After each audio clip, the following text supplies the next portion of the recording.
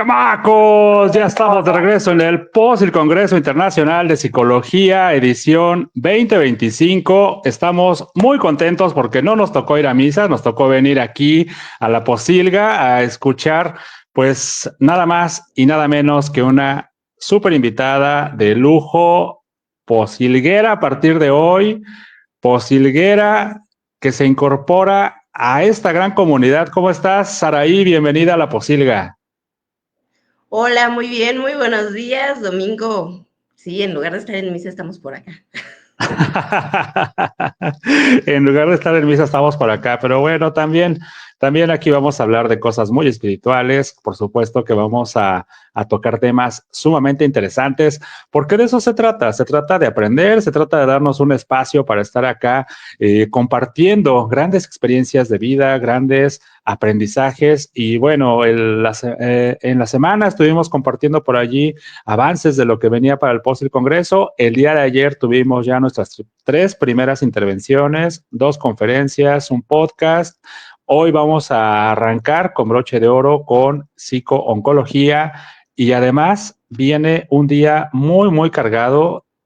Continuaremos con 2 foros con intervención de estudiantes, egresados posilgueros que en algún momento estuvieron en nuestras filas y que hoy en día ya están del otro lado, en la parte de la docencia. Vamos a hablar un poco acerca de el marketing digital aplicado a la psicoterapia y a la psicología.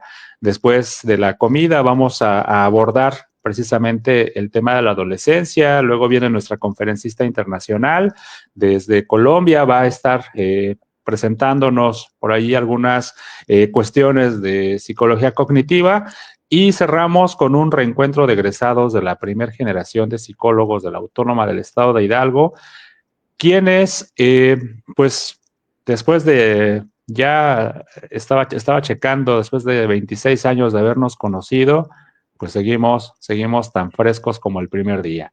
Eso es lo que nos espera para el día de hoy. Tenemos muchas actividades, tenemos una agenda completa. Yo ya hablé demasiado y me gustaría conocer y que todos conozcan a nuestra invitada del día de hoy, Saraí Raquel. Adelante, el micrófono es tuyo. Preséntate, coméntanos qué es lo que has hecho, a qué te dedicas, cómo fue que llegaste a la Posilga. Hola, hola, bueno, pues muy buenos días. Mi nombre es Raquel Ortiz, soy psicóloga. Em, yo todo lo que tengo es la formación acerca de todo lo que es el tratamiento con pacientes con cáncer. Y bueno, pues trabajando con ellos, la verdad es que tengo alrededor de 12 años. Entonces, aunque me veo muy joven, la verdad es que, pues ya llevo una carrerita un poco larga con todo lo que es los pacientes oncológicos. Actualmente, pues, me dedico más a la parte privada, pero pues siempre teniendo como este contacto con ellos. Soy egresada también de la Universidad Autónoma del Estado de Hidalgo y por el momento todo lo que hago también es junto con el Instituto Mexicano de Psiconcología. Entonces, pues esa es como mi presentación más importante. Muchísimas gracias, Raquel. Y bueno, pues ya está por acá el tío Posilgas, DJ Edgy. ¿Cómo estás, amigo? Bienvenido a tu Posilga. ¿Qué tal? ¿Qué tal? Buenos días. No, pues no restamos más tiempo a, obviamente, la ponencia que vamos a tener. Nada más darle la bienvenida a Raquel. Una disculpa, precisamente el día de ayer tuvimos ahí algunos inconvenientes y ahorita pues estamos ya así derrapándonos para pues esta segunda jornada, poder estar presentes. Vamos a estar aquí muy pendientes. Por ahí también ya está, pues la siguiente que será a las 11:30 se está comunicando conmigo Ángel, que es uno de los foros que vamos a tener.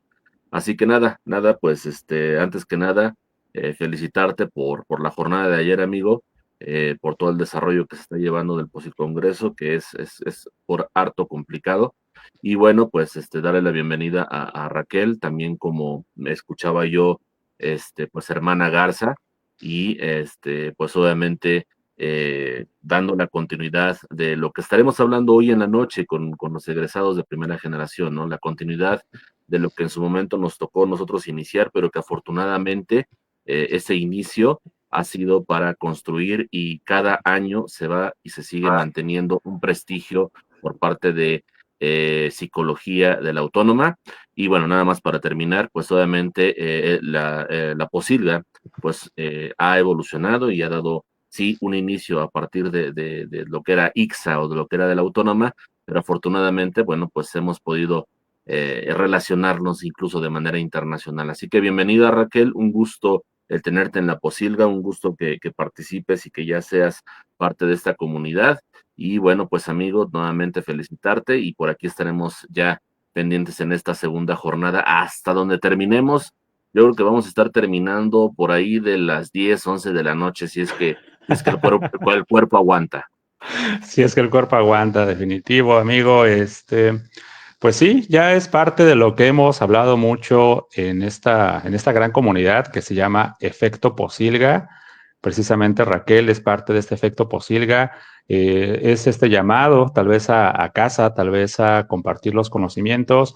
Y bueno, pues vamos a escuchar atentamente la conferencia que nos ha preparado llamada Fortaleciendo la Resiliencia con un enfoque en la psicooncología, presentado por la psicóloga Saraí Raquel. Adelante, psicóloga, el micrófono es suyo. Edgar y yo nos bajamos de escenario, pero aquí estamos a la orden. Muchas gracias. Pues bueno, nuevamente me presento, mi nombre es Raquel y yo trabajo con todo lo que son pacientes oncológicos.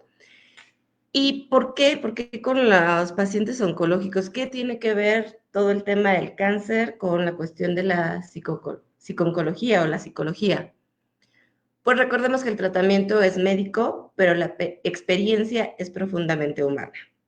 Si bien la mayor carga de los tratamientos se van hacia la parte médica, pues no podemos dejar de lado que es un humano, que es una persona, que es un compañero, una mamá, una hija, la que está realmente recibiendo los tratamientos.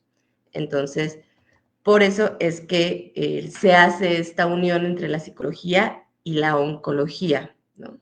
Entonces, siguiente, por favor. Y bueno, ¿no? Para dar un poquito de contexto, para poder saber qué es la psicooncología o desde dónde nace, pues hay diferentes autores, como en todas las disciplinas, diferentes personas que empiezan a dar sus conceptos o sus definiciones acerca de lo que es la psicooncología. Entonces, tenemos, por ejemplo, a Howland, que la define como el estudio científico de las personas con cáncer, abordando las dos dimensiones, que son tanto las respuestas emocionales de los pacientes, junto con la familia al momento de recibir tanto el diagnóstico como los tratamientos. También están otros autores como Vinaxia y Orozco, que la consideran una disciplina que busca favorecer el apoyo integral del ser humano de estas personas que padecen cáncer y el impacto que tiene a nivel psicosocial, que repercute tanto en su familia como en su manejo de emociones. Y obviamente aquí ya agrega un elemento adicional, que es el trabajo con las personas que atienden a los pacientes con cáncer. Todo el personal que está alrededor, médicos, enfermeras, trabajadores sociales, etcétera, para evitar el desgaste laboral. Siguiente, por favor.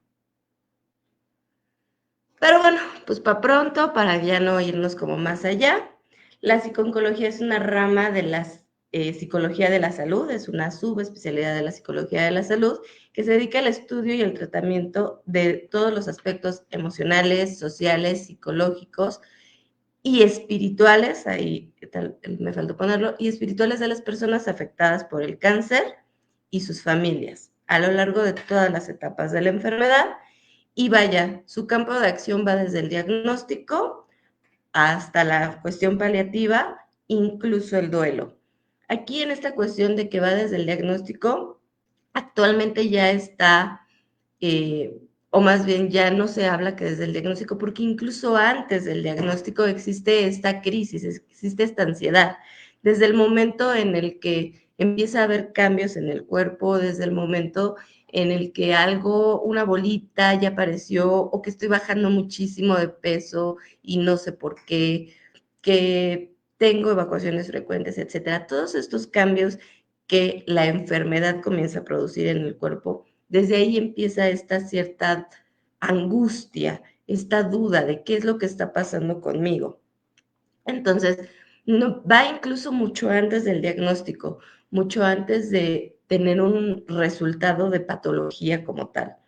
Desde que empiezas a hacerte estudios, desde que empiezas a ir con el médico y te empiezan a hacer, y que no te descubre, ¿no? No te dicen qué es lo que tengo, y te empiezan a hacer cultivos, y te empiezan a hacer tomografías y ultrasonidos y cosas por el estilo. Entonces, si bien dentro de la definición habla del diagnóstico, va mucho más atrás toda esta angustia, toda esta ansiedad, que no solamente la vive, como decíamos, el paciente, la vive también la familia desde como red de apoyo que están ahí alrededor de. Siguiente, por favor.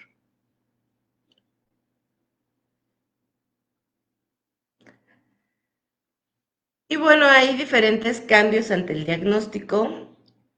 Lo que comentaba hace un momento, la ansiedad ante la incertidumbre del pronóstico, una vez que les dan el reporte de patología, una vez que ya tenemos el resultado de esas biopsias, que ya por fin se pudo localizar los que tienen pues la suerte de alguna manera de localizarles la enfermedad, el tumor, donde está alojado el cáncer, pues esta ansiedad ante la incertidumbre del pronóstico.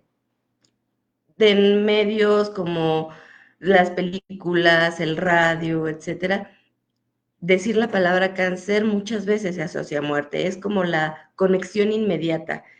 Cáncer es inevitable que me voy a morir, cáncer es inevitable que se me va a caer el cabello, cáncer es inevitable que la voy a pasar muy mal.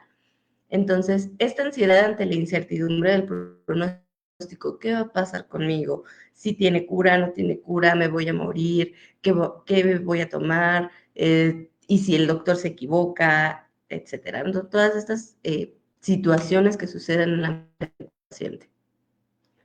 La depresión, especialmente cuando hay limitaciones funcionales o de dolor,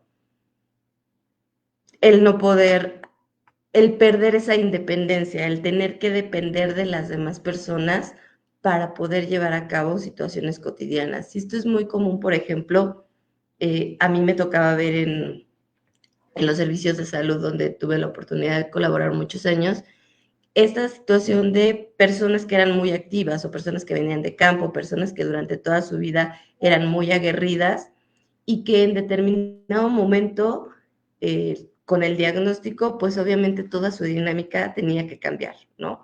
Sus hábitos, la manera en la que hacían las cosas, pues tenía que cambiar y ahora tenían que hacerlo de diferente manera, cambiar sus horarios, cambiar cómo se relacionaban las personas que estaban alrededor de ellas y evidentemente pues esto les generaba, al no ser un cambio que ellos habían pedido o que ellos habían hecho como por conciencia, por querer, pues evidentemente esto les generaba situaciones de conflicto, situaciones de depresión. Evidentemente, pues esto aumentaba si había situaciones de dolor, ¿no? El dolor es incapacitante, muchas veces no te deja vivir realmente porque solamente estás enfocada en esa cuestión de, pues me duele, no puedo hacer, no puedo dormir, no puedo comer, no puedo porque me duele. Entonces, evidentemente también ahí hay una cuestión de depresión. Cambios en la autoestima y en la imagen corporal. Muchos de los tipos de cánceres o varios de los tipos de cánceres, pues hablamos literal de mutilaciones, ¿no? De tener que extirpar el órgano, la zona afectada por el cáncer. No todos, no en todos los cánceres, no en todas las etapas, va a requerir, ahí sí es como muy específico, el tipo de cáncer, la etapa clínica en la que nos encontramos, etcétera. Pero sí hay tipos de cánceres, por ejemplo, cánceres de mama, ¿no? En los que tienen que quitar justo el seno, en sarcomas, que si se tiene que extirpar tal vez alguna extremidad, etcétera, pues esto va a generar cambios en la autoestima, cánceres de pene, cánceres de próstata, etcétera. que están tal vez más asociados a la cuestión como sexual y que pues llega a impactar incluso en la idea de virilidad, en la idea de feminidad, etcétera. Y bueno, pues también está como el miedo a la recaída, ¿no? A veces hay pacientes que creen que una vez que pasaron por todo el proceso de lo del cáncer, los tratamientos, etcétera, creen que una vez que termine como este proceso, o hay familiares, personas alrededor que creen que una vez que pasa todo este proceso, ya, ¿no? El cáncer ya fue, ya desapareció, ya no va a haber como otra situación, van a regresar a su vida cotidiana. Muchas veces sí es así, sin embargo, para el paciente no deja de ser un trauma, una situación traumática. Y evidentemente va a haber controles o va a haber vigilancias, incluso una vez que la enfermedad ya no esté presente como tal. Entonces, estas vigilancias, esos estudios que se tienen que hacer cada 4, cada 6, cada año, incluyen, dependiendo del tiempo que haya pasado ya por el proceso de enfermedad, regresa este miedo, regresa así de, ¿y si en este estudio sí sale? ¿Y si en estos laboratorios ahora sí sale que tengo algo? ¿Y si regresa? ¿Y si ahora ya no es en la zona, sino se va para otro lado? ¿No? Y entonces todas estas ideas comienzan a ser rumiantes en nuestra cabecita y comienzan nuevamente a hacerse presentes, generando justo este miedo, esta ansiedad, esta angustia. Siguiente, por favor.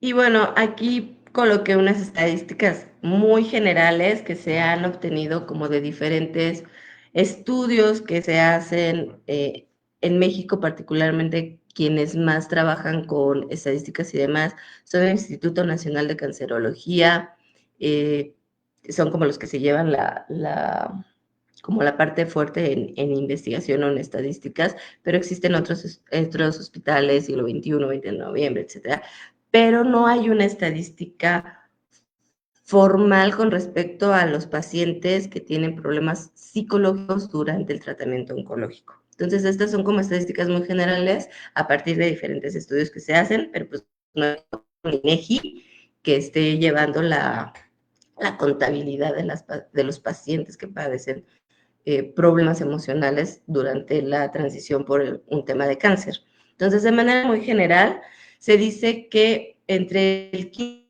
y 50% nos estamos yendo como polaridades, de entre el 15 y 50% de los pacientes afectados con cáncer pueden presentar un trastorno mental, siendo la ansiedad y la depresión los más comunes, ¿no? Entre el 4.5, que es muy pitito, hasta el 93, que es el otro extremo de la tabla, se habla de una prevalencia de depresión en pacientes oncológicos. En algún momento del diagnóstico, tratamiento, resiliencia, se va a hablar de que los pacientes van a presentar al menos un cuadro de depresión.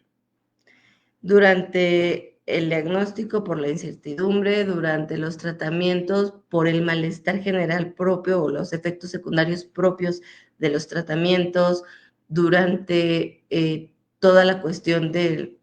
Hay pacientes que ya hasta el momento de la remisión se dan ese permiso como de sentir.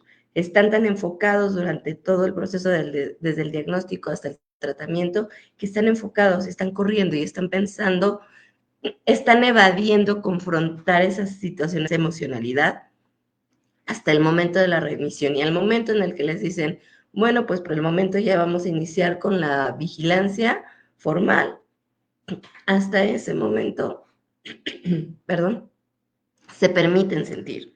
Y hasta ese momento puede llegar todo esto que tenían acumulado. Yo normalmente les digo a mis pacientes que los seres humanos somos como ollitas de presión, ¿no? Vamos guardando, vamos guardando, vamos guardando. Y si no hay una fuga de escape, no hay una manera en la que esa presión se libere, pues tarde o temprano va a explotar, tarde o temprano va a hacer kabum y va a ensuciar todo, va a lastimar a los que están alrededor, van a generar problemas más allá de los que siquiera habíamos imaginado. Entonces, sí se habla que incluso esta depresión puede ser desde el 4.5 hasta el 93% de los pacientes que transitan por la enfermedad.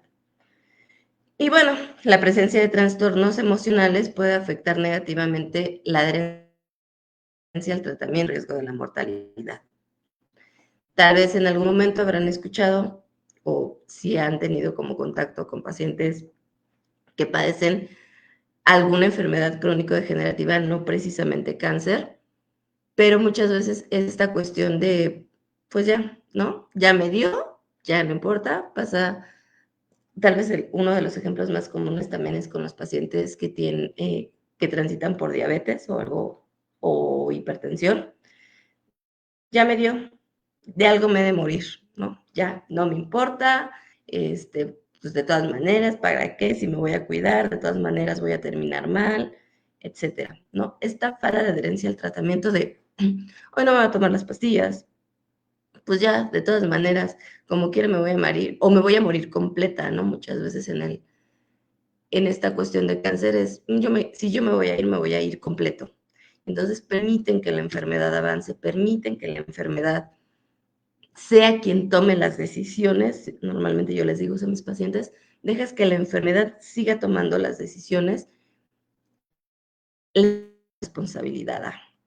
Entonces, justo esta cuestión de mi miedo, mi falta de afrontamiento o mis capacidades de afrontamiento permiten que cualquier otra cosa sea lo que decida, menos yo. Entonces, sí hay afectaciones directamente a la adherencia al tratamiento y evidentemente, pues en casos como el cáncer, si no atacas la enfermedad, si no haces algo para intentar siquiera detenerla, pues evidentemente hay un mayor riesgo de mortalidad.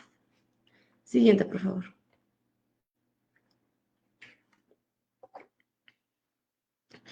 Y bueno, ahí es donde entra como toda la cuestión del acompañamiento psicológico durante el proceso oncológico. Y pues estos son como los puntos en donde normalmente o donde los psicólogos intercedemos, en donde nosotros realmente nos llevamos. Ahí está nuestra chamba, ¿no? Esta cuestión como de reducción del malestar emocional, ese miedo, esa ansiedad, esa sensación de fracaso y la incertidumbre, bueno, pues la chamba del psicólogo siempre va a ser el procesar y manejar estas emociones para volverlas o transformarlas en emociones adaptativas. No juzgar, ser empático, buscar la manera en la que el paciente entienda que es parte de su proceso sentirse de tal o cual forma, pero que es solamente un momento y que hay opciones, ¿no? Mejorar la calidad de vida. Hay pacientes que, insisto, su dinámica de vida cambia. Si antes se paraban a las 5 de la mañana y hacían tortillas y se iban al campo y arreaban vacas y vaya, ¿no? Como todas estas cuestiones bastante aguerridas, bueno, pues saber que ahora va a tener que hacerlo de una manera diferente. Que sí puede seguir haciendo ciertas cosas, pero otras cosas no. Y poder cambiar esa dinámica, esas situaciones de, ok, ya no vas a poder tú salir a arrear las vacas, pero puedes salir, solicitar ayuda para que alguien más lo haga y tú estar vigilando desde cierto punto, ¿no? Estar dirigiendo. Y entonces sigues teniendo una participación dentro de las actividades que hacías. Lo vas a hacer diferente, pero lo puedes, en medida de lo posible, lo puedes seguir haciendo. También hay muchas cuestiones esta de pérdida de la autonomía. ¿Cómo me voy a mover? ¿Cómo me voy a mover? ¿Cómo voy a ir al baño yo solo si ahora necesito? Bueno, ¿cómo te comunicas con las personas que te están ayudando? ¿De qué manera puedes buscar la manera de hacer algo más por ti, ¿no?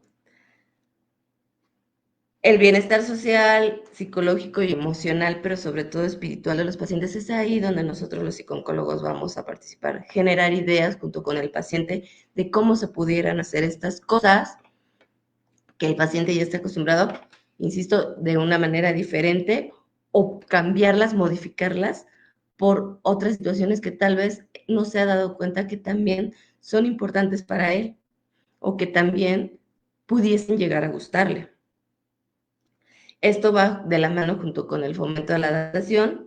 Todos estos cambios físicos, emocionales, sociales que conlleva la enfermedad y el tratamiento, pues buscar estas estrategias de afrontamiento saludables para que pueda el paciente identificar de qué manera puede él también ser actor en su vida. No nada más es un paciente, no nada más es un espectador y que los demás tomen las decisiones, sino de qué manera me convierto en un actor de mi propia vida, en un actuar funcional por todo lo que estoy transitando en este momento.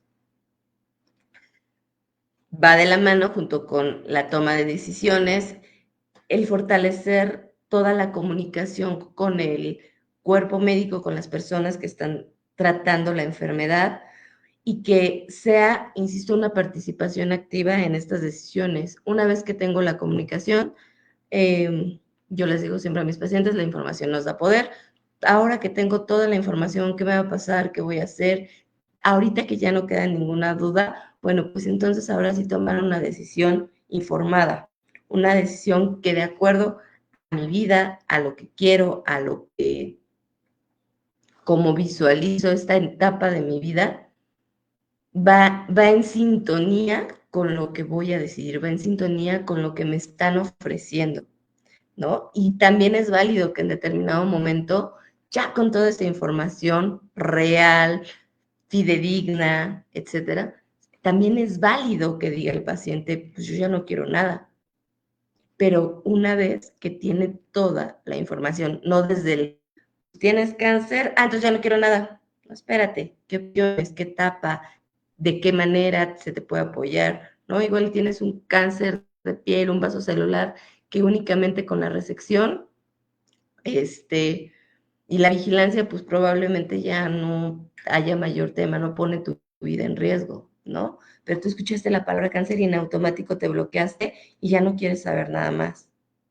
Entonces, buscar toda la información, acercarte a las personas que realmente manejan la enfermedad. A veces también me ha tocado mucho, o me tocó mucho en su momento, esta cuestión de, pues es que mi vecina dice que ya no, espérame, la vecina, pues con todo el respeto del mundo, pues tal vez no está tan empapada del todo lo que, o sea, cuántos años estudiaron los médicos como para que la vecina ahora venga a decirnos que sabe más, pues está ahí como un poquito complicado. Acércate con los que saben, acércate con los que realmente dominan el tema.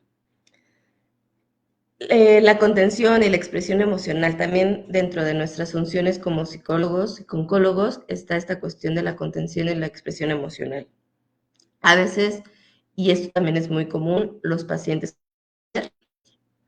están sí preocupados por ellos, pero a veces es como, sobre todo pasa mucho en las mujeres, en las mamás, así como de, pues sí, yo tengo cáncer y todo, pero no le puedo decir a mis hijos porque se van a preocupar. Yo no les puedo decir qué me pasa, qué pienso, qué siento a mi familia porque se van y yo no los quiero ver angustiados por mi culpa, ¿no? Esa es como una frase muy común. Por mi culpa se van a sentir mal, por mi culpa yo no quiero que estén preocupados. Entonces, también es este espacio, también muchas veces yo les digo a mis pacientes, este consultorio, este espacio es el botecito de basura, aquí me vienes a dejar todo lo que allá afuera no te sirve o allá afuera no puedes usar. Este es el botecito de basura, aquí déjame absolutamente todo. Este espacio para poder ellos poder expresar sus miedos, sus fantasías, sus preocupaciones y siempre validando esa emoción, escuchando de manera activa. El fortalecimiento de recursos, identificar con qué recursos ya viene el paciente, con qué estrategias de afrontamiento viene el paciente, tanto activas o pasivas, y bueno, obviamente las activas potenciarlas, ese darse cuenta de que han pasado por situaciones complicadas a lo largo de su vida y cómo las resolvieron, con quiénes contaron, quiénes estaban a su alrededor, incluso en el diagnóstico, con quiénes estaban, qué escucharon de las personas que los acompañaron, etcétera. Entonces, fomentar y potenciar estos recursos también es parte del trabajo de los psicólogos. Evidentemente, pues el apoyo familiar, la red de apoyo que está el paciente. ¿Por qué lo pongo como tan separado?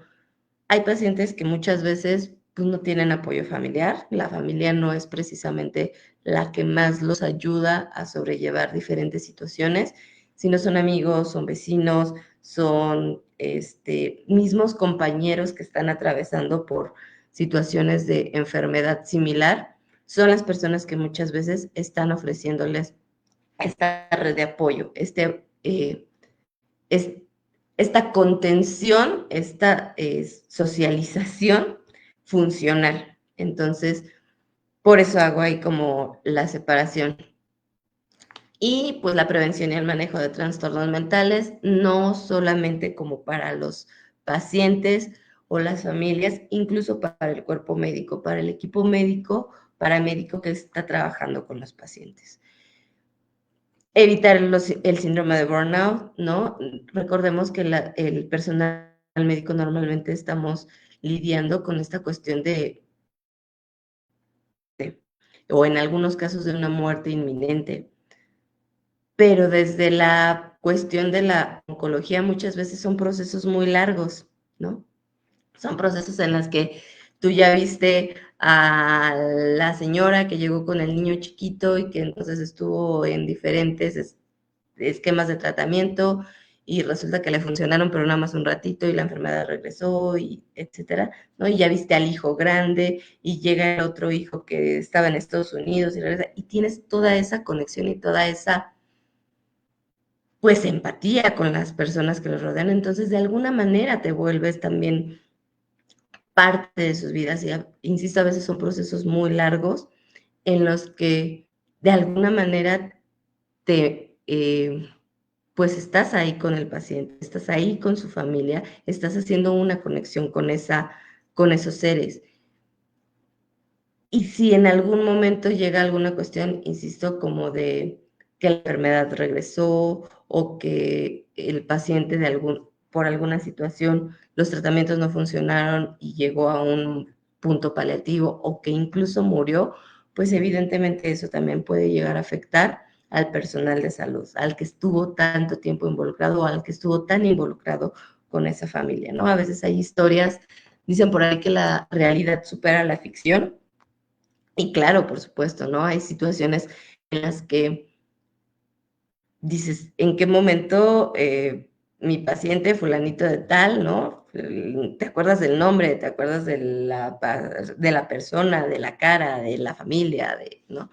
Y eso puede llegar también a ser pues también nos afecta a nosotros como personal que estamos ahí detrás de bambalinas, ¿no? Oncólogos, enfermeras, porque aparte tienen contacto con muchísimas personas, ¿no? El oncólogo médico, el oncólogo quirúrgico, el radiooncólogo, la psicóloga, la de intendencia, en lo que le está barriendo los pies en la sala de espera, la que te recibe, la trabajadora social, el de farmacia, etcétera, ¿no? Son muchas personas las que están involucradas en el tratamiento a pacientes con cáncer.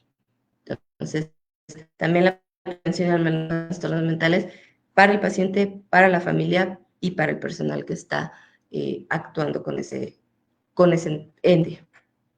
Siguiente, por favor.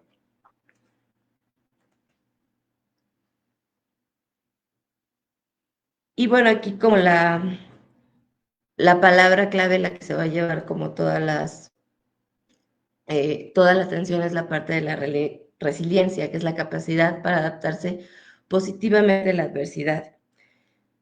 Factores como la espiritualidad, el sentido de vida, la autoeficacia y el optimismo se han relacionado con mejores resultados oncológicos. Esto es muy importante, ¿no? La manera en la cómo se ve el individuo la capacidad que tiene para sobreponerse ante situaciones adversas. Eso es la resiliencia, eso es en lo que los psicólogos prestamos una mayor atención, buscar la manera en la que el proceso sea llevadero. A eso es hacia donde nosotros nos dirigimos, lo que nosotros acompañamos, lo que nosotros vamos de alguna manera dirigiendo, la manera en la que el paciente funcione de una manera positiva, no con esa positividad tóxica de no, sí, tú puedes, échale ganas. No, no, no. Que descubra la manera, los elementos con los que cuenta para poder llevar a cabo una situación, de qué otra cosa, cómo le puede dar la vuelta a estas situaciones y seguir siendo el actor principal de su vida, ¿no? Entonces, la resiliencia es algo de las que normalmente nosotros como psicólogos hacia donde estamos normalmente trabajando. Siguiente, por favor. Y bueno, dentro de las intervenciones o la forma en la que intervenimos nosotros como psicólogos, están tanto las intervenciones individuales, las intervenciones grupales y en un apartado diferente las intervenciones en cuidados paliativos. Dentro de las intervenciones individuales, pues se encuentran esta que es, tenemos diferentes enfoques en psicología, tenemos diferentes escuelas, diferentes formas de abordar a los pacientes, ¿no? Entonces, si tuviéramos que, dentro de la psiconcología, la realidad es que sí utilizamos modelos más integrativos, porque el paciente va cambiando conforme la situación de su propia vida va modificándose, ¿no? Entonces, en algún momento, alguna técnica de terapia conductual le puede funcionar bastante bien.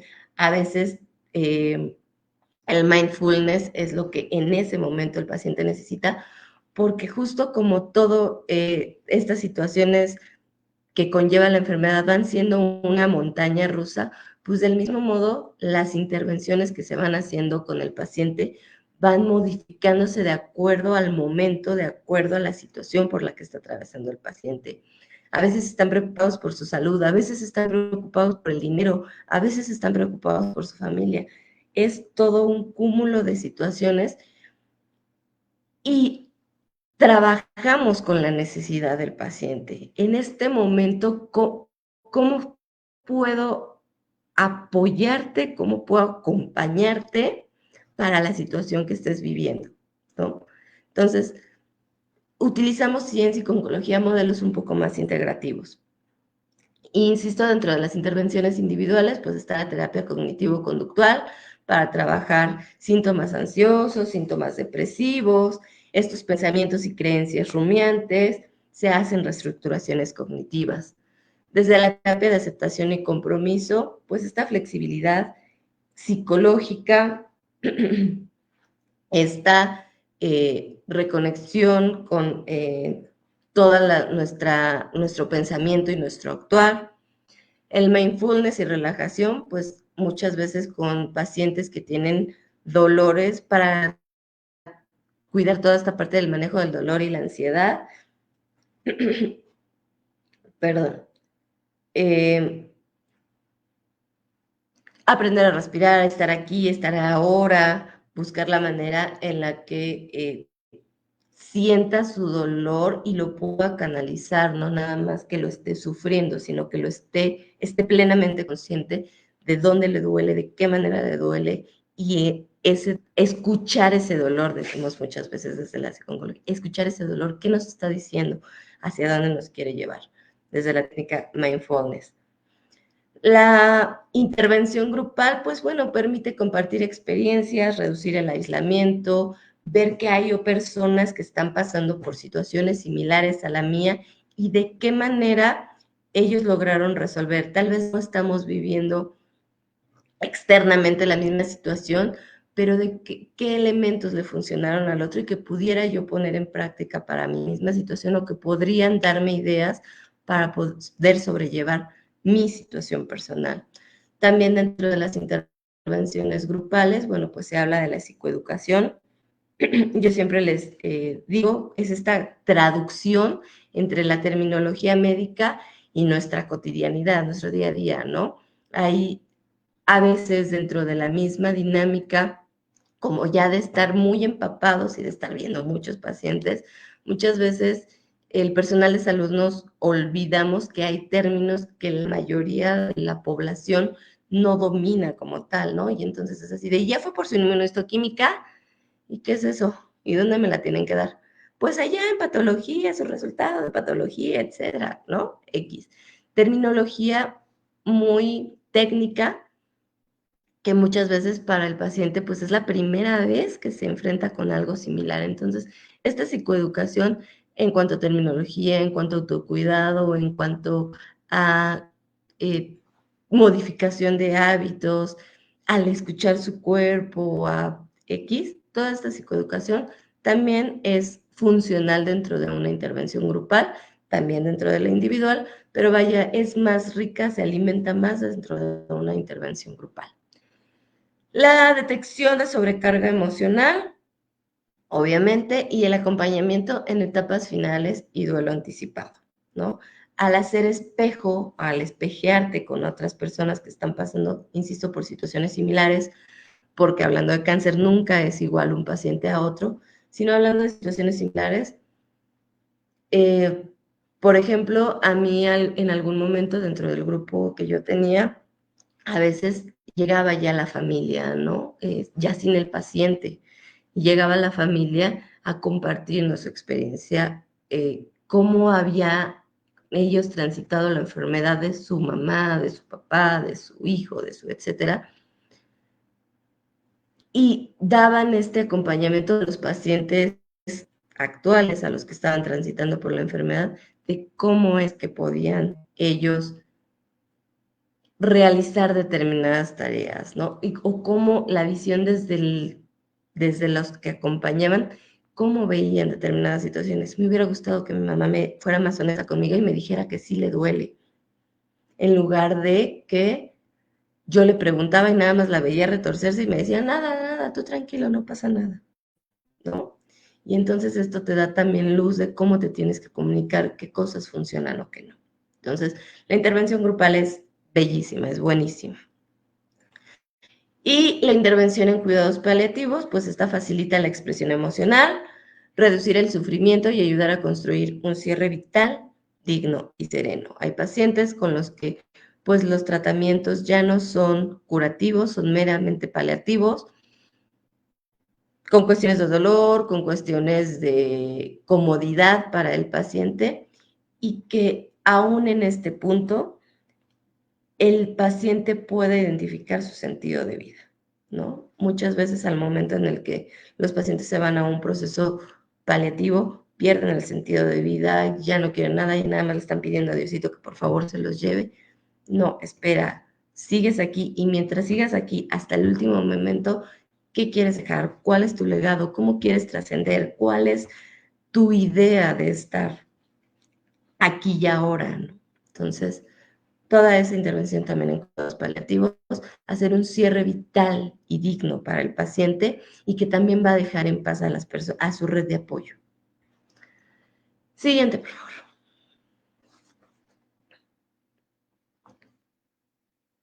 Y bueno, pues como conclusiones, la dimensión emocional del cáncer es tan importante como la médica. Lo decíamos al principio, realmente si el que un paciente no se encuentre emocional, psicológica, espiritualmente consciente, positivo, funcional, pues va a afectar la adherencia al tratamiento, va a afectar cómo incluso los medicamentos van a hacer el efecto en su cuerpo. La intervención psicológica oportuna mejora el afrontamiento, la adherencia al tratamiento y la calidad de vida, ¿no? Si yo ya, incluso esta información, ¿no? Si yo ya sé cuáles son los efectos secundarios de la quimioterapia, de la radioterapia, pues voy a estar más consciente de mi cuerpo, voy a estar más consciente de estos síntomas, de cómo, de qué es parte de y qué cosas ya se salen de esa normalidad o de eso esperado. Y entonces puedo preguntarle a mi médico, o entonces puedo hacer determinadas técnicas para regresar a mí, para disminuir el dolor, para respirar mejor, etcétera. Vas con herramientas, vas con estas armas que te van a ayudar a enfrentar estas situaciones adversas. Y bueno, la psiconcología debe de ser parte estructural de los equipos de salud oncológicos. Formamos parte del equipo médico, ¿no? El paciente, entre más sano mentalmente se encuentre, por supuesto que también va a permitir que los tratamientos actúen de mejor manera sobre él. Somos parte importante, nosotros tenemos que estar dentro del equipo médico. No nada más cuando el paciente no entiende, váyase con el psicólogo. El paciente está muy necio, váyase con el psicólogo. Ay, el paciente está llore y llore, vaya con el psicólogo. El paciente no se calla, vaya con el psicólogo. No somos apagafuegos, no somos, bueno, sí somos, también somos, en determinado momento, somos apagafuegos, pero no deberíamos esperar hasta ese punto, no, sino también hacer la misma evaluación, la misma intervención a la par de los oncólogos médicos, quirúrgicos, radiooncólogos. Vamos caminando de la mano, porque así como ellos van cambiando sus tratamientos y van cambiando cómo los pacientes van evolucionando, pues también nosotros vamos haciendo ese acompañamiento al paciente. También nosotros vamos creciendo con ellos o nos vamos achicando dependiendo de las necesidades. Entonces, debemos ser parte estructural de los equipos de salud oncológicos, ¿no? Esa es una realidad. Entonces, siguiente, por favor. Y bueno, hay muchos lugares en donde podemos saber acerca de este tema con respecto a las intervenciones en psiconcología y la oncología en general.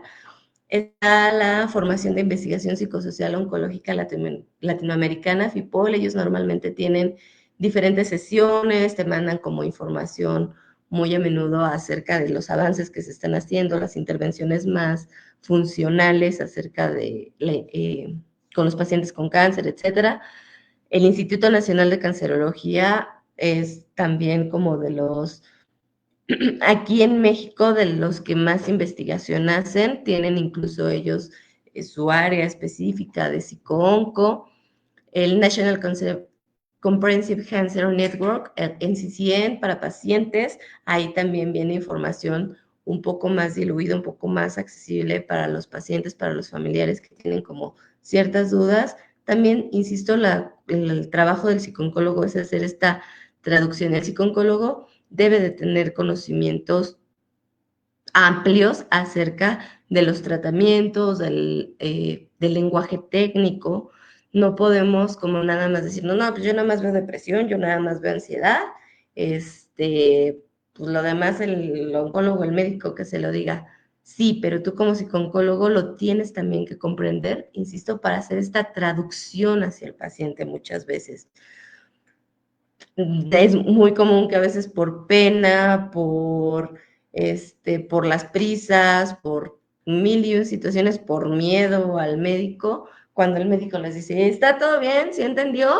¿No? Pues el paciente dice, sí. Y ya salen y es así de, pues que me va a hacer una mía, dijo, ¿no? A ver, espérese, ¿qué le va a hacer? ¿Dónde está el cáncer, no?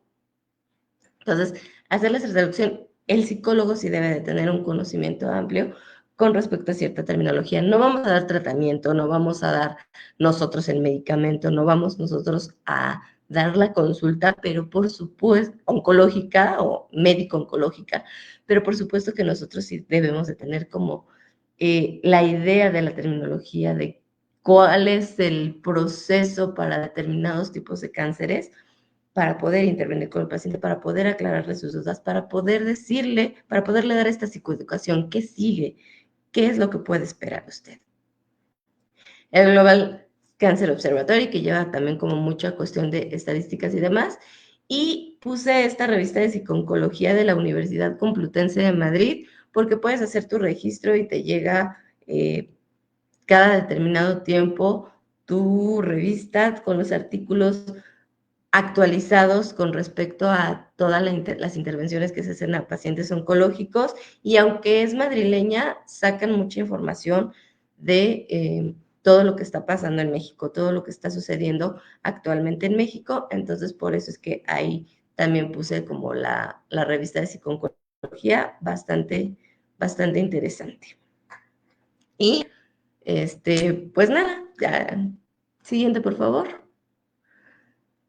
Dentro de la información, pues también viene el comercial, también parte de todas estas acciones de información accesible para todas las personas, para los que están ahí transitando por una situación de cáncer, ya sea como acompañante o como paciente o incluso como estudiante de, pues ahí también están como todas las redes sociales en donde pues estoy buscando la manera de que esta información llegue lo más fácil, lo más ligera a los pacientes, quitarle de alguna manera este hito al cáncer, este mito que es el cáncer, este velo en el que todo tiene que ser muy propio, muy solemne, y que le empecemos a quitar este miedo, ¿no? Al expresar la palabra cáncer. Entonces, ahí hay un podcast en el que se llama Entre Tumores y Tertulias, donde pues tengo la oportunidad de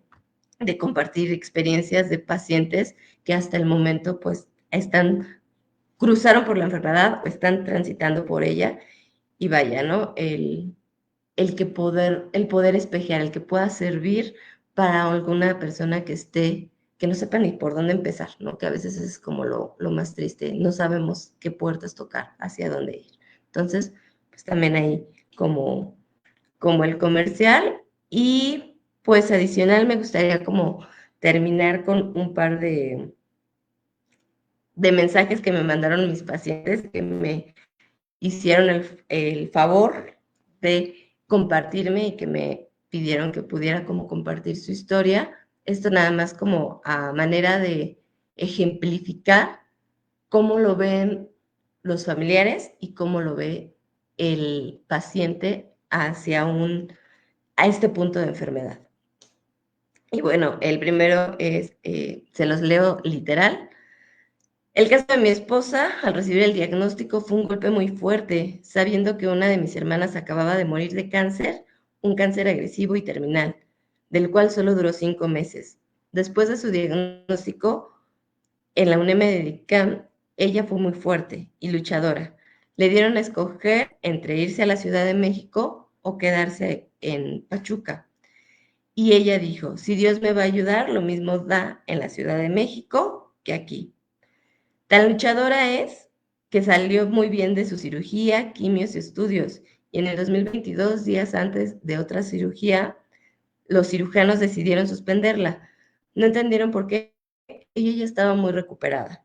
Sigue en la lucha, pero muy positiva. Cabe mencionar que ya casi 7 años, 4 meses que lleva en la lucha del cáncer, nunca ha ido sin mí, ya sea a estudios y a consultas, ¿no? Esto me lo manda como el esposo, y cómo han transitado 7 años desde el diagnóstico y cómo está el acompañamiento de las personas que queremos es sumamente importante. Y el segundo caso es de una paciente que recuerdo con mucho cariño y demás, que llegó a grupo. A mí en 2015 me detectaron cáncer de hígado. Ya decía que yo ya me iba a morir. Fue algo muy fuerte. Y en el 2016 me hicieron 6 quimios, embolizaciones, etc. Me dijeron después que ya no podían hacer nada más por mí. Y gracias a Dios y a lo que me hicieron, aquí sigo. 9 años y aquí estoy. Entonces son estas historias en las que no necesariamente hablar de cáncer es hablar de muerte, y que incluso podemos nosotros interferir y seguir acompañando a estos pacientes, porque lo que les dicen es una cosa y lo que sucede muchas veces en su realidad es otra, y entonces nosotros tenemos que irnos adaptando. Nosotros vamos siendo masilla, vamos siendo totalmente flexibles de acuerdo a las necesidades que cada uno de los pacientes tiene. Entonces, pues nada, muchísimas gracias. Con estos 2 ejemplos me despido. Muchísimas gracias, Araí. La verdad es que estos temas son de los que casi nadie queremos hablar. Yo entiendo que las personas cuando reciben un diagnóstico, a veces temen preguntarle a su médico, ¿no? Justo como mencionabas, eh, te mandan de una unidad a otra a hacer estudios de diferentes formas. Hay mucho lenguaje técnico médico que es necesario, siento yo, para ellos, para la comprensión de la naturaleza de la enfermedad, pero pues no todos dominamos ese lenguaje y asociado al tema de el duelo que representa, asociado a la impresión y el impacto que puede llegar a tener y el desconocimiento o la negación de la enfermedad, pues se vuelve todo un caos, ¿no? Lo ilustrabas bastante bien en la presentación. Y por aquí me permito leer una pregunta que nos hace AMTC, que dice: buen día, ¿se puede llevar el mismo acompañamiento en el área pediátrica en pequeñitos de 2 y 4 años? En caso de oncología pediátrica, el acompañamiento, y sobre todo en pequeños, de niños tan pequeñitos, se hace más como con la familia, con los papás, con los cuidadores primarios. Se hace este tipo de acompañamiento, esta psicoeducación de qué es lo que pueden esperar, dependiendo del tipo de cáncer, dependiendo de la agresividad, dependiendo de los tratamientos a los que sea candidato el pequeñito. Este acompañamiento se hace más como con los cuidadores primarios, porque pues al final del día ellos son los responsables, ellos son los que son los que toman las decisiones. Con los pequeñitos, entre estas edades, normalmente lo que se hace es más, sí, terapia de juego, es más esta cuestión de explicarles de manera muy, pues muy a su nivel, qué cambios van a estar produciendo en su cuerpo o por qué se está aplicando determinados tratamientos, por qué se les pica tanto en sus manitas y demás, ¿no? Y se empieza, ahí es usar la imaginación al 1000%, ¿no? ¿Recuerdas cómo a Spider-Man lo picó la araña y se volvió muy fuerte? Bueno, pues a ti te vamos a inyectar o te vamos a vacunar para que entonces tu cuerpo también pueda volverse un poquito más fuerte, ¿no? Utilizar todas estas estrategias desde lo que al niño le gusta, desde lo que el niño llega a dimensionar para poder hacer que el niño acepte los tratamientos. Pero toda esta parte más como de psicoeducación, de acompañamiento, se hace con los tomadores de decisiones, que serían sus tutores, sus cuidadores primarios. Cómo lo trata, cómo le tiene que hablar, qué cosas puede hacer el niño, cómo alimentarlo, etcétera. Entonces, sí, este acompañamiento se puede hacer similar, pero con los adultos, con los cuidadores primarios, con los niños, si utilizas estrategias, pues vaya, ¿no? Como toda la psicología infantil, algo que a ellos desde su realidad les sea funcional, les sea lógica. Muchas gracias, muchas gracias. Vamos con el siguiente comentario que nos marca por aquí Celia Martínez y dice: excelente información. Muchas veces quedamos sin palabras por falta de conocimiento y sobre todo lo que podemos causar en la persona afectada que nos comparte su situación. Sí, claro. De hecho, de los primeros podcasts que subí, justo habla de esto, ¿no?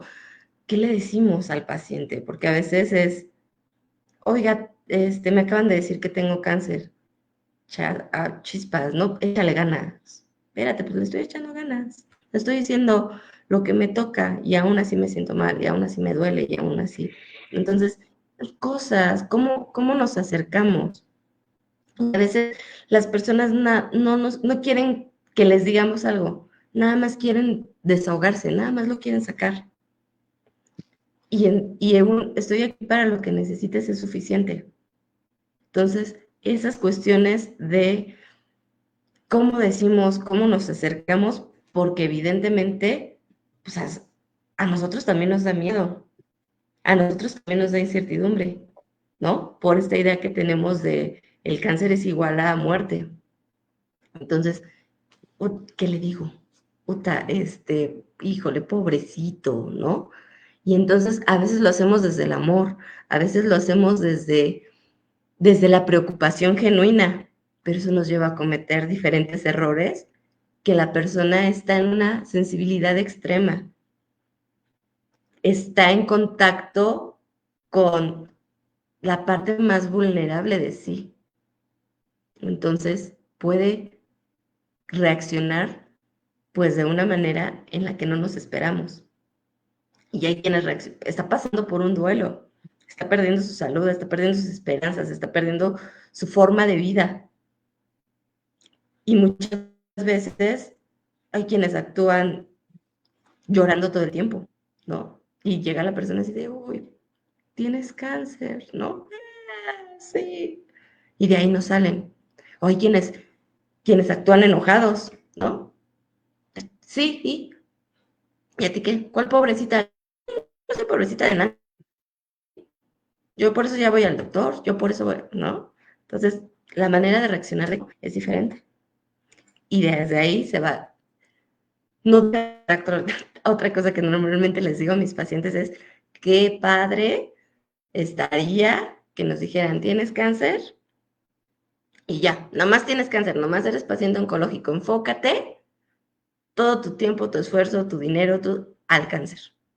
Pero no, hay quienes siguen siendo mamás, hermanas, tías, trabajadoras, y el cáncer es una situación adicional a su vida.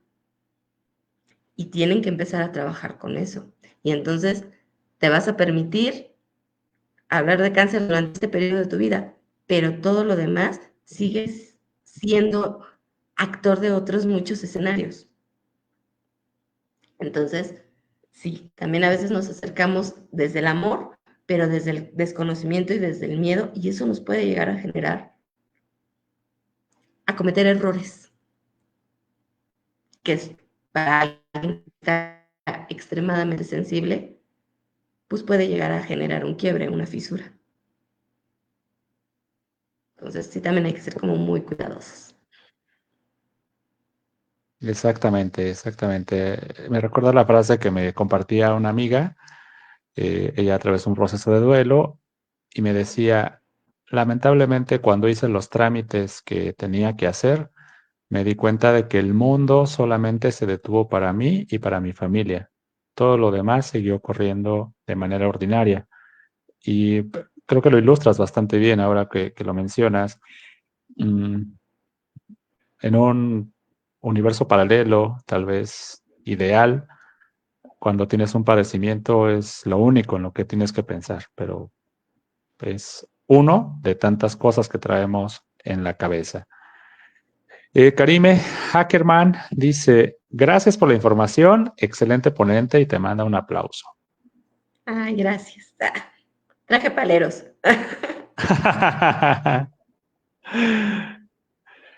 También anda por acá la maestra nutrióloga y contadora Bricia Sardés, que dice, gracias por la información.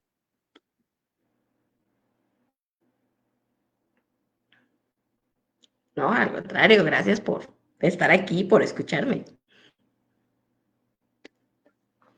Pues se ha puesto muy, muy, muy ameno, muy interesante todo lo que hemos conversado esta mañana, todo lo que hemos aprendido en este tema que sin duda nos estás dejando en la mente y por supuesto que también me sumo a la invitación para que sigan tu canal, para que sigan tu contenido, para que conozcan estos elementos de difusión, porque para empezar, ninguno de nosotros estamos exentos de que tengamos cáncer en la familia o que nosotros seamos pacientes oncológicos.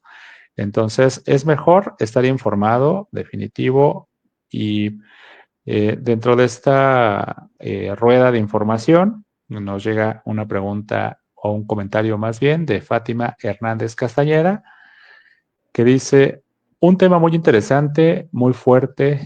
Gracias por la exposición desde el punto de vista psicológico. Muchas gracias, muchas gracias. La verdad es que sí, sí es muy fuerte, pero también es muy gratificante. Aprendes mucho a nivel personal. He aprendido más de resiliencia, he aprendido más de pérdidas y efectivamente no todos estamos exentos de acompañar a alguien o incluso de padecer nosotros como tal una enfermedad. Y no nada más cáncer, ¿no? Cualquier enfermedad crónico-degenerativa que nos mueve todos los hilos de nuestra existencia y que pues el estar informados nos da las herramientas necesarias para al menos ya tener un parteaguas, al menos ya tener un mapa que seguir cuando entramos a esta cueva oscura. Exactamente, exactamente. Y también saber que el acompañar no es opinar necesariamente, tal vez es estar ahí, hacerte presente, que sepan que le interesas a alguien y muchas veces las personas eh, tienen diferentes formas para desahogarse, no siempre es hablando, en algunas ocasiones es aislamiento, en algunas ocasiones es eh, pues querer gastar el tiempo rápido porque aparentemente se va a acabar. O sea, hay múltiples reacciones y afortunadamente hay profesionales de la salud mental como tú, como tu equipo, que están brindando este soporte y están orientando precisamente a las personas. Y desde tu perspectiva, ya saliéndonos un poquito de este tema, desde tu perspectiva de sobrina posilguera, hablándole a tus primos posilgueros, ¿qué recomendación les harías a las personas que nos están escuchando? Más allá del tema de psico-oncología, que es un tema fascinante y que nos quedan muchas preguntas en el aire que seguramente vamos a responder siguiéndote a través de tu canal, a través de tu podcast. ¿Qué recomendación le das a los primos posilgueros? Busquen la manera en la que llevar en alto la psicología. Hay muchas áreas de oportunidad, hay muchos momentos, lugares. El ser humano es infinito en su forma de pensar, en su forma de actuar, que tenemos muchas opciones y muchas posibilidades de poner nuestro granito de arena y que si en verdad queremos hacer como las cosas diferentes y las cosas bien, yo creo que en buena medida los psicólogos tenemos de las oportunidades más amplias para poder cambiar lo que no nos gusta. Entonces,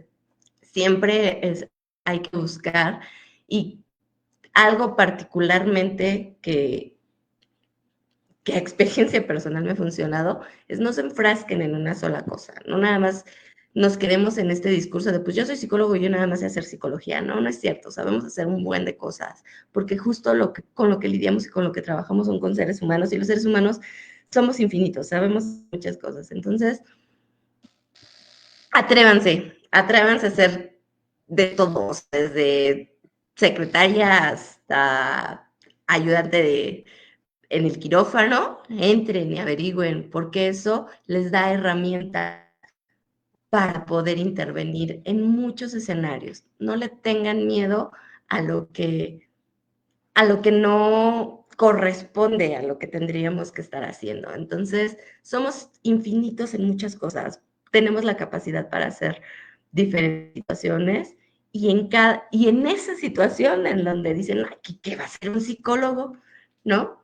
Ahí también nosotros podemos actuar, ahí también nosotros podemos sacar, porque ser psicólogo es más que una carrera, sí es una vocación, sí es una esencia de vida. Entonces, de manera personal, cuando a mí me tocaba estar en quirófano, por ejemplo, y que yo espero en algún momento poder regresar ahí, aún así, en ese espacio en donde dices, aquí no cabe, claro que sí, le das la mano al paciente, claro que sí, le das esa paz, le das esa palabra que necesitaba para poder permitirse llegar la sanidad de su cuerpo. Entonces, en todos lados podemos intervenir. No le tengan miedo a estar en escenarios donde dicen, un psicólogo aquí de qué sirve, o sea, aunque sea para estorbar, pero servimos. ¿Qué opinas, amigo? Ya para ir cerrando esta intervención. Definitivamente concordamos y creo que es mucho de la filosofía que hemos hablado en lo posible en distintos momentos, distintos programas, ¿no? Y creo que incluso nosotros mismos lo aplicamos, lo hemos desarrollado. Afortunadamente, esa formación que nos dieron ecléctica, en no cerrarnos a una sola corriente, a una sola escuela, y sobre todo, en efecto, ya lo mencionaba, en algún momento hablábamos de la psicología como herramienta de vida, pero más que herramienta de vida, pues incluso es un estilo de vida, ¿no? Eh, vamos, que esto tiene que ver en cómo tú encuentras esa practicidad, esa como cotidianidad donde la vas desarrollando y, te repito, por eso la haces un estilo de vida. Así que felicidades, felicidades por tener esa visión. Y sí, en efecto, lo hablábamos también el año pasado, ¿no? Nos compartía Sergio Santamaría esa visión donde decía que tenía diferentes charlas en su libro de TED y decía que tenía diferentes charlas con diferentes profesionistas o actividades, ¿no? Y en cada uno de ellos le daba desde la perspectiva un complemento para entender él aún más a la psicología.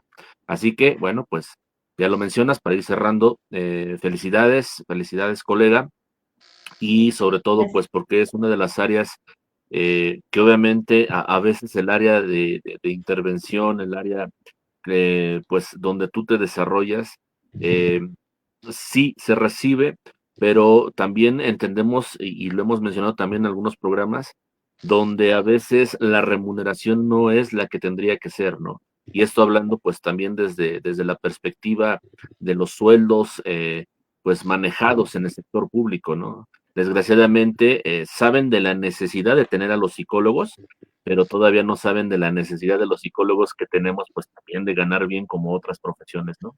Con esto cerraríamos, bueno, por lo menos mi parte, y también agradecer, si me permites, amigo, agradecer a quienes están conectados y ahí estuvieron participando ya desde tempranito, desde domingo tempranito, pues se hacen presentes en los comentarios.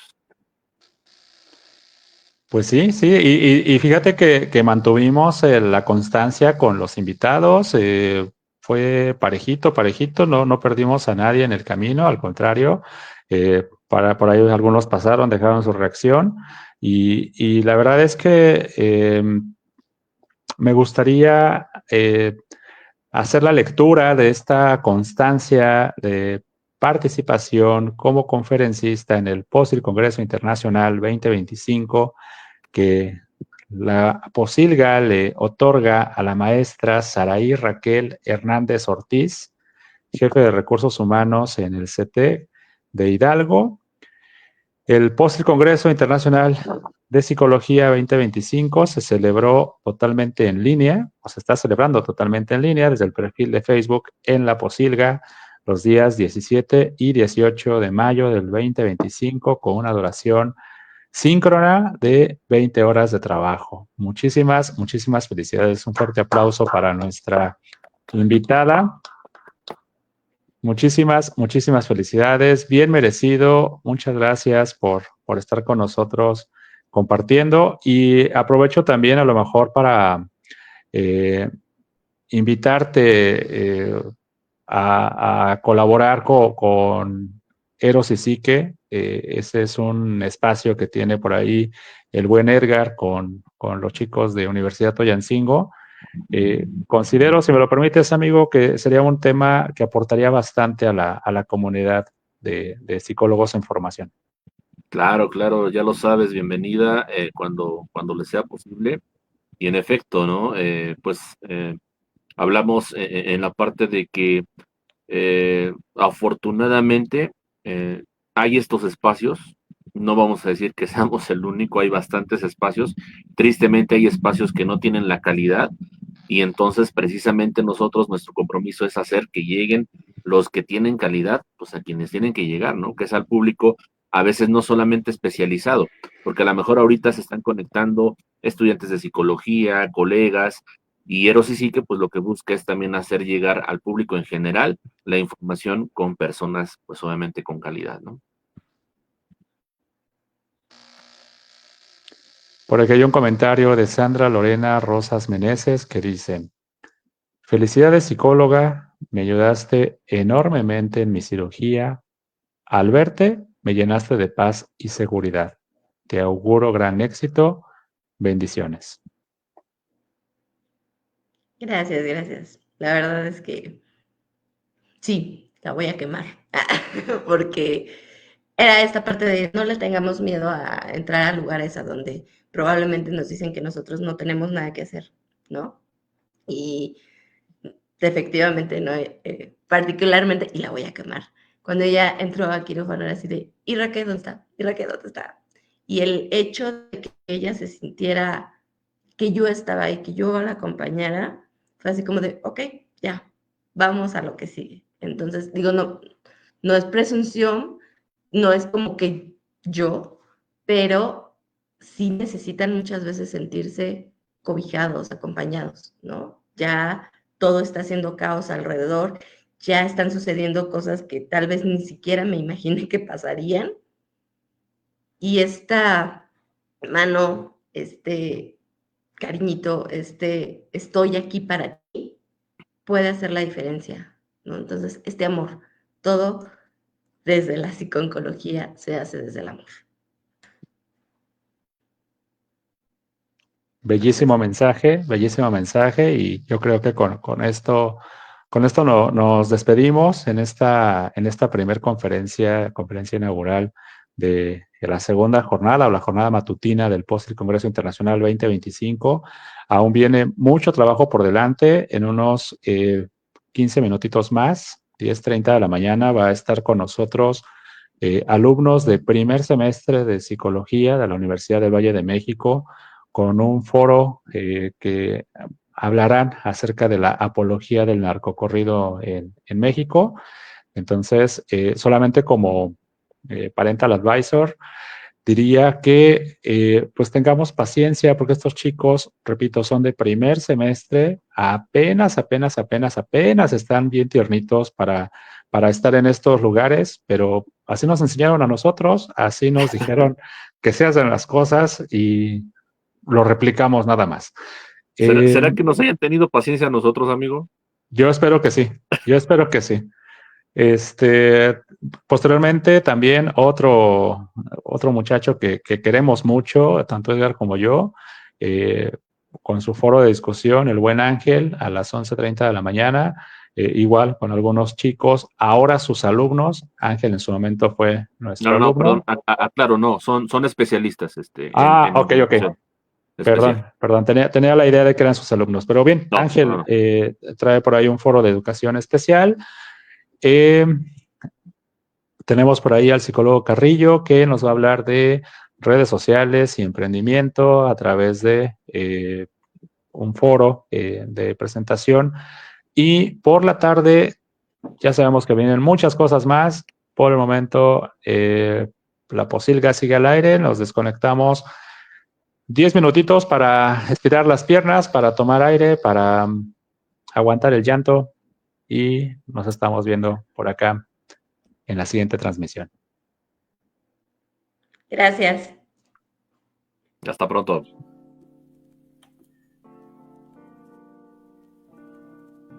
La Posilga es un espacio para la difusión de ideas con impacto social relacionadas con la psicología.